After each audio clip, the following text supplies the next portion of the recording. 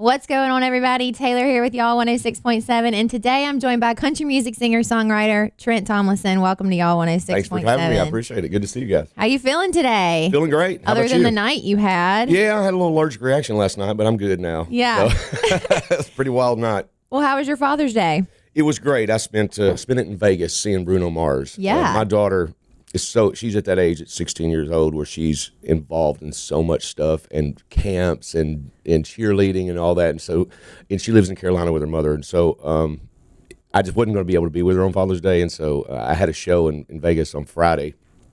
And my girlfriend bought me tickets to see Bruno Mars on Saturday for Father's Day, and it was amazing. He locked our phones up, though, which He did? He did. He's an incredible entertainer. It was amazing.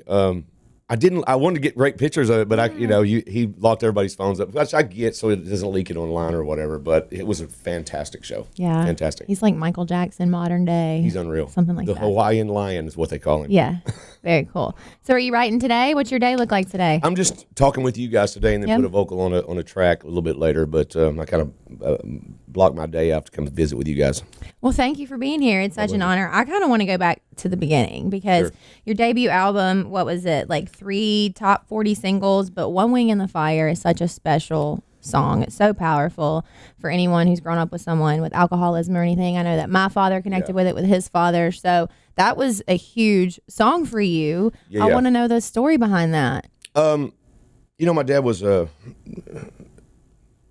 guy that didn't live his life righteously, but he was a good man. He would change a tire for a stranger. He would roof a neighbor's house. But when you involve alcohol, things change. And for so many years, I was torn. Like, I love this man, I hate this man, and not really sure how to feel about it. And one day, me and my buddy Bobby Pinson got together, and we were talking about things, and how could heaven be heaven to me if I couldn't see my daddy there? And I kind of knew that he wasn't going to pray his way in there, so he might need a little help. And so basically, the song is a prayer to let my daddy into heaven. Mm-hmm. And yes, it was a big song for me. And another interesting story about that, I was on tour with Joe Diffie at the time, and that song was sitting at number 11. And their song called Boondocks was in front of us at number 10, and we couldn't seem to get this song to jump into the top 10. And I was in the middle of a snowstorm in Wisconsin somewhere, and I'm on the bus and talking to Dad. He's like, "Where's the song at?" And I'm like, "We're still sitting at number 11 for 3 weeks in a row." And he goes, "Well, why don't you give me the numbers to the radio stations and let me call them?" I was like, "There's no way in hell I'm doing any of that."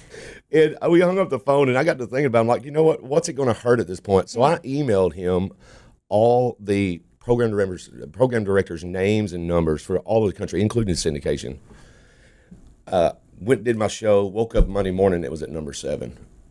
And wow. My buddy Mike Kennedy had called me in Kansas City, and he was a program director at the time, and he was like, "I got a really weird phone call from your dad." He left a message going, "Hi, my name is Don Tomlinson. I am One Wing in the Fire, playing my son's damn record," and hung the phone up. Dad will stop at nothing. And they did. I should have put him on the payroll years ago. Yeah. Oh, that's awesome. Yeah. That's so cool. So what was his initial response to the song when you played it for him? I played at the Bluebird Cafe for the first time. Wow. And Mom and Dad were there. And I was a little leery of doing it because I didn't want to air his dirty laundry in front of people while he's there.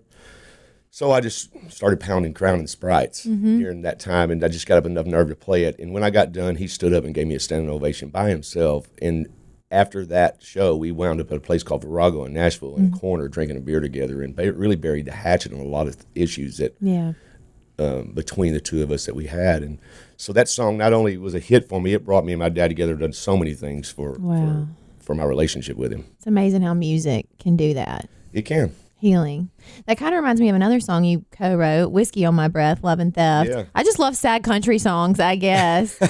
But man, that one, is it kind of stems from the same place? Well, there was a time, when I had my record deal, it was such a weird place for me because I was going through a divorce at the same time Lyric Street Records was folding. And believe it or not, I was on the New Faces show with Taylor Swift and Eric Church and all those guys at CRS. I mean, and it's a really coveted spot to have. And I'm just riding high on the hog, and the next thing you know, the label's closing, and then I'm out of a record deal. My marriage is gone.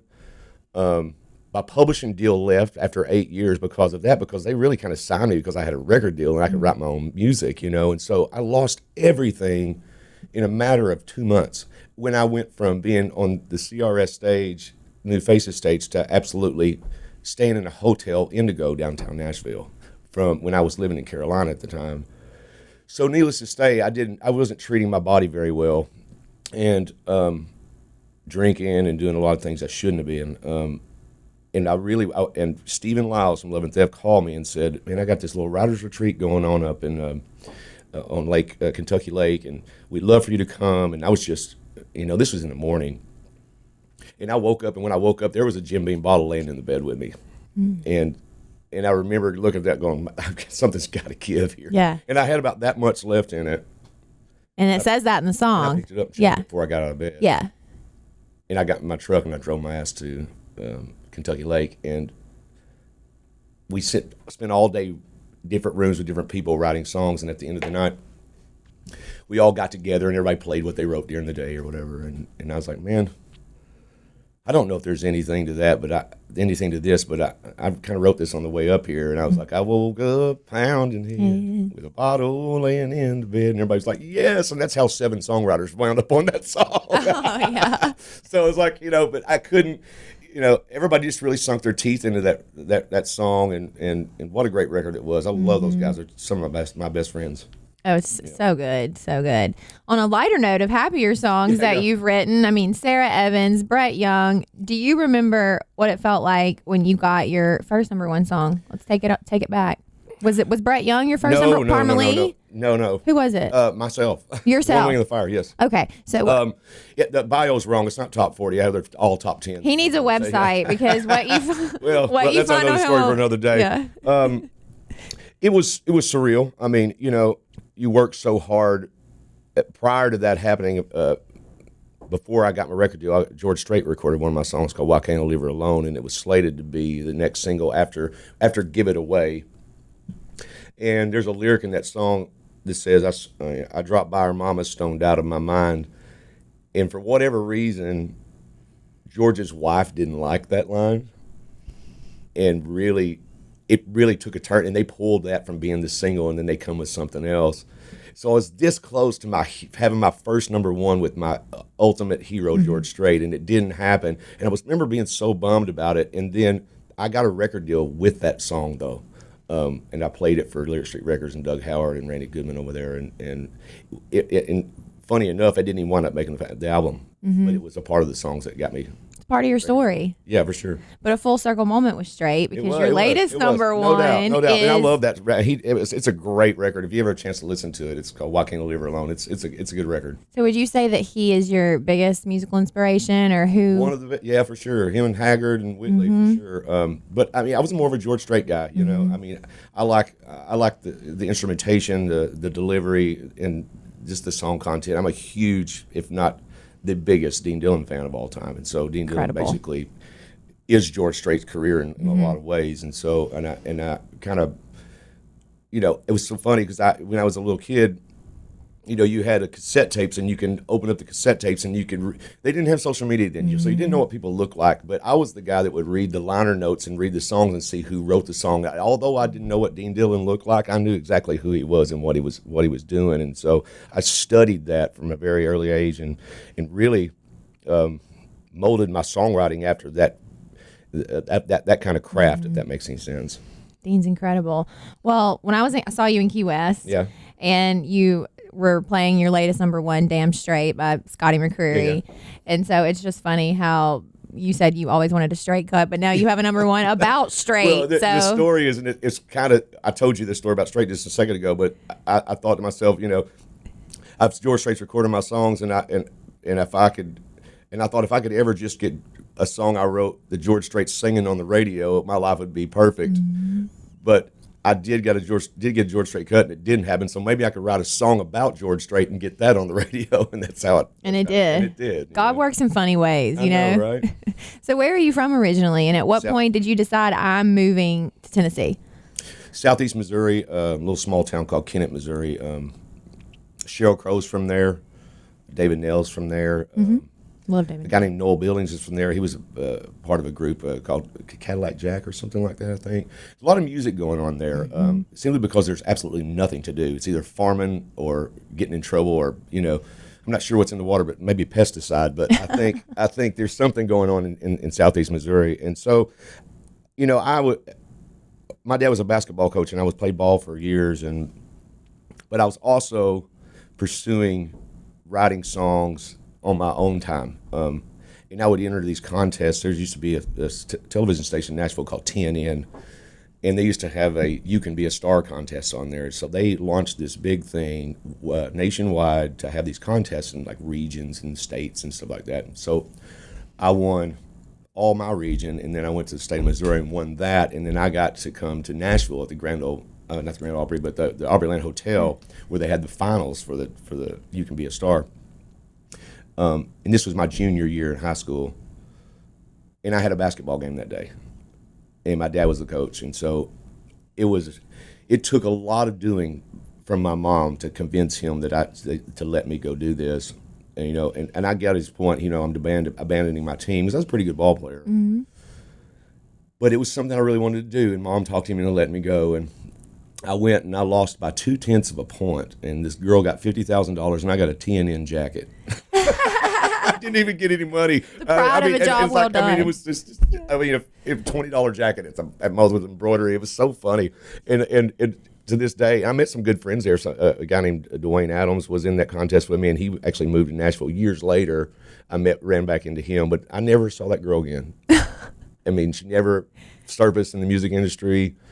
Pretty crazy. Yeah, that's kind of like a movie. Like, you're the basketball star. Your dad's like, you can't sing, and you got to do this. So after that, I went to Murray State University, and I sit in my dorm room. I never went to class. Mm-hmm. I mean, I went to bowling classes, all the class I took, and I knew my grades were getting ready to come out. Bowling? Bowling. I had an A in bowling, but I had a F in everything. I didn't even know they had bowling classes. They had bowling classes, and but I knew my grades were going to come out, and there was just no way I was going to get out from underneath it. So I just packed my truck, moved to Nashville in January at the semester when they lit out, and never looked back. You had that fire inside of you. You just couldn't turn it off. I don't know how to do anything else but play basketball, farm, and write songs. What you were born to do. And farming, I didn't want that headache anymore. I saw my my daddy and my grandpa go through that for so long, and I just didn't want any part of that. So when you got here, was it hard for you, kind of like knocking on doors, meeting people, or, what'd you do? Because it's a networking town. I was town. young, and I wasn't old enough to get in a bar. I wasn't old enough to go play anywhere. And so there's a place in Printer's Alley called Barbara's, or was, and I went down there one of the first nights I was there, and they let me in. And so I made a point to go down there every night so they can get familiar with my face, so they wouldn't question whether I was old enough or not. And that's kind of how it happened. So I kind of started playing there, and I was sitting on the steps outside Barbara's one night, and I met a guy named Johnny Rodriguez, who is an old country music singer, and a friend of mine, Earl Clark, introduced us, who I'd met at Barbara's as well, and I got my first cut within 3 weeks of being in town. Wow. On Johnny Rodriguez, but it was for some QEC album, so it made no money. But it was like, I'm like, oh my God, I mean, I can do this. Yeah. It was just little baby steps of confidence that gave me to go, I'm probably where I need to be.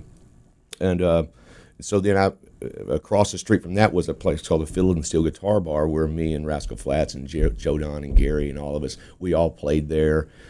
Eric Church was in that class of people. And we were all just, hanging out and just, playing songs for each other on breaks. We'd go out to the truck and play something that we just did. And it was a really good time and molded all of us into who we are today, for sure. That's so much fun. I interviewed Gary last week, and he touched on those Printers Alleys days. For so sure. If only those walls could talk, I bet they would have some stories to tell about y'all. It was an amazing place. I mean, I hate saying this, but Nashville's just not that way anymore. It's just so commercialized. But back then, I mean, you can go in there, there'd be a house band there, you could get up and play songs, and they would have people up, and then the camaraderie was amazing, and it's not what it used to be, and I miss those days, because good music come out of that, you know what I mean, and good friendships too. Now it's just like, man, what stream and how much hits and what can you do for me, and TikTok numbers and stuff like that, and it's like, and I'll never understand that concept. I understand, getting all the streams and people getting eyeballs on it, and that's what turns people on in the industry. But you can put something out there that's not very good and still get likes on it. And what's the measure of what's a great song and what's not a great song? It's not how many likes it is, And so there's a lot of great music out there that nobody likes or is shared or has gone viral, and there's a lot of crap music out there that has gone. So I don't like that part of it, but that's what's so great about those days is that we didn't have any of that. We didn't have to worry about that. It was all strictly about the talent you had in the music that you could produce, and maybe we'll get back there. We'll see. Yeah, the storytelling aspect of music. I mean, we play country music 80s, 90s, early 2000s. It's honest. It punches you in the gut in the best way. And so, I hope that we can all navigate back towards that. Me too. Yeah. I doubt it, but we'll see. So what is your writing process like now? Are you like an 11 a.m.er every day? Is it more out in the woods with your buddies? I'm up at 5:30 every morning, and there's a guy named, he calls himself Scooter Caruso, and he wrote so many hits for Kenny Chesney, but his real name is Travis Hill, but he may get mad at me for that, but it's kind of his pen name. And he likes to write at 8 o'clock in the morning, so me and him will get together at 8. And by the time people are just these young guys are getting out of bed to go write their first song, I'm already done with one. Y'all hear that? The second one. So step it up. Yeah, for sure. I mean, I never liked the 11 a.m. writes. I'm a 10 a.m. guy, and if I can talk anybody else to getting together at 8 a.m., I'd rather do that. So not only that, because you get done earlier, and you have some time to do something with the rest of your day, You a lyric guy, melody guy? I'm a lyric guy. Yeah. Always have been. Yeah. Me too. Do you play, so guitar is your primary instrument. Do you play any others? Oh, is it? Okay. Well, I didn't know. I play a little bit of everything, but nothing good, I just enough to write a song and put 3 chords to and the it. truth, baby. Much, it's really the truth. But yeah, I mean, you can't carry your piano around on your back everywhere you go. So I had to learn to kind of teach myself to play guitar so I can get through all that. Yeah. Yeah. I believe it was Porter Howell that I interviewed. He said he used to write lyrics on the back of a Burger King bag just whenever it hits. Sure. I wrote a song the other day with Jennifer Wayne from what's the group that they're in? Runaway June. Runaway June. Yeah. With Jennifer Wayne and Justin Wilson, and we never pulled a guitar out of the bag. We never played a note on the piano. We just sang this melody and just tapped on the desk and gave it a beat and just sang a vocal to it, and it turned out great. So it's like, man, because if you can't play well, you're limiting your ability to do something melodically, but your brain can go anywhere, melodically. So it was an interesting thing, and it's the first time I've ever done that, but it turned out great. And that's cool. So we got this little work tape. Now we're going to send it off to some guy and go put a track. Build a track, yeah. You know what I mean? And Justin's great. We'll see how that works. Yeah, awesome. So what does a day off look like for you? If you're not writing or on the road, what do you like to do to relax?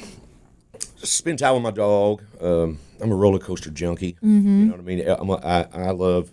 It's my goal in life to ride every roller coaster. Really? I mean, and I'm close to doing it now. What's the craziest one you've ever ridden? Man, I just got back from Cedar Point a couple weeks ago, and the Millennial Force is it's amazing. And the Steel Vengeance up there is, Cedar Point is the roller coaster capital of the world, and if you like roller coasters, that's the place to be, because they're just they break all the records of every coaster that's ever been put out. They're the first to ever do it, so yeah, if you want to, the roller coasters are the best by far. You're a thrill junkie. Well, not really. I would never bungee jump. I would never do any of that mess. I would never skydive. Yeah. I don't know. It's just, maybe it's because I never got a chance to do it when I was a kid. Yeah. You know what I mean? I was always on a farm working and never had to. My parents really never took us. Have you rode? I think it's a Dollywood, the Eagle. Have you rode that one? Yeah. Is that one minor for you? I thought it was really crazy. tame compared to what's. See, I can't do it. It's really tame compared to what's in Cedar Point. Yeah. But it's a fun ride. Cool. So let's talk about the future. Sure. New album. Tell me about it. Well, I've had all these songs for all these years that I've recorded. We're talking since 2006 to now, that I've loved. Songs that didn't make my first album that I loved, that I couldn't convince the record label to do. And I own all that material. And one day I was just like, you know what? I need to put this together and just, obviously now you have the platforms to do that independently. And I need to put all these things together and just really make a new album for people to hear something from me, because I've still got some great fans and I still play shows. And so going back and listening to all this material, you can see where my head and heart's at is, it's just either completely I'm down in the dumps I'm hurt over this person or this amazing love song. And so the record's going to be called Songs to Love and Hurt By. Oh, and it's one of those records you can put on and just let it play, and it's just runs you through the gamut of emotions, and it's country. I mean, if I sing anything, it's going to be country. It doesn't matter what it is, you know. Well, you got that natural twang in your voice. Put my vocal on a Post Malone song. It's going to be real country. You're an incredible vocalist, though. I love all of your music. So when is that set to come out? You know, I don't have a set date. The music's done. Everything's mastered. I'm in the process of now just doing some content things for it that's going to happen. Obviously, the website needs to get up and all of those things to make a splash with this. I'm looking probably fall, October-ish maybe. Maybe we can get it together before then. I can put it out today if I wanted to. It's just doing it the right way. Yeah. And the other issue is, and I've done this before, where people say, well, you want to put out a single and just kind of let that marinate. And it's like, I've never really had success with that. I've always had, my success has always become with building a body of work and a concept and an album. My last record, like 2017, I put out, it was just an independent record, and it's over 100 million streams on this album. And it's just a concept record. Now, I never did individual songs and dropped one every 3 months, but that's the formula in Nashville, from what I hear or understand. Days, yeah. I just don't think that formula works for me and the fan base that I have created through the years. So they want more than that. So I'm gonna drop them all at once. Especially with a title like that, the Songs to Live and Hurt By. Like Love you gotta or Love and Hurt By. Yeah, you gotta have the love and the hurt right there together. So it's like it doesn't make sense unless you can put it all together. Yeah. And it's like it blows my mind that we're to that day and age that if you go look like the Back in Black record by AC/DC, I mean, it's just a body of work, and it's something that needs to be heard in context together in order to get what these people are trying to say. And so I'm going to fly that torch if I can. Well, we can't wait to hear it. You'll have to come back in and play it for us in the studio live. For sure. So best way to keep up with you, official Trent Tomlinson on Instagram? Instagram, Facebook, all that stuff. TikTok. I mean, I'm not much on TikTok, but yeah, we'll get your daughter to teach you some dances. Yeah, well, in the future months, there's going to be some ramped up stuff, and you'll be seeing some promotion videos and stuff from me coming out about the new music and a website, and everybody can go to and all that. So I really appreciate you guys having me. Yeah, it's been an honor. Thank you so much for hanging out with y'all 106.7.